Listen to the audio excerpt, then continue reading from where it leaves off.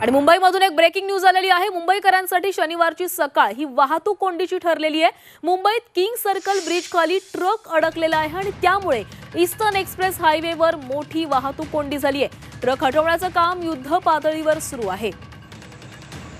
तर मुंबईकरांसाठी शनिवारची सकाळ ही वाहतूक कोंडीची ठरलेली आहे, कारण मुंबईतील किंग सर्कल ब्रिज खाली एक ट्रक अडकलेला आहे आणि या ट्रकमुळे ईस्टर्न एक्सप्रेस हायवेवर मोठी वाहतूक कोंडी निर्माण झाली आहे। त्यामुळे हा ट्रक हटवण्याचं काम सध्या युद्ध पातळीवर सुरू आहे।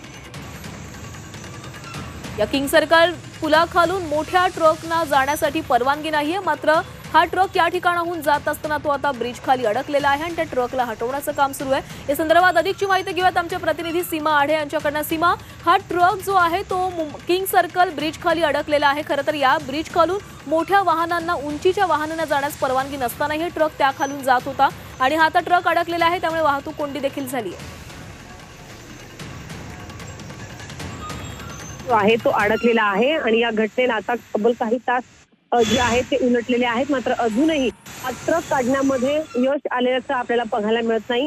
ट्रेनला या ठिकाणी बोलवण्यात आलेला आहे, जेणेकरून हा ट्रक जो आहे तो इथून हटवण्यात येईल आणि वाहतूक, रस्ते वाहतूक जी आहे ती सुरळीत सुरू होईल।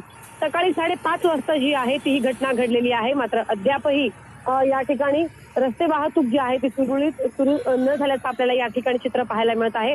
ट्रक अडकल्यामुळे ईस्टर्न एक्सप्रेस हायवेवरती मोठ्या प्रमाणात या ठिकाणी वाहतूक कोंडी झाल्याचं सुद्धा आपल्याला या दृश्यांच्या माध्यमातून पाहायला मिळत आहे।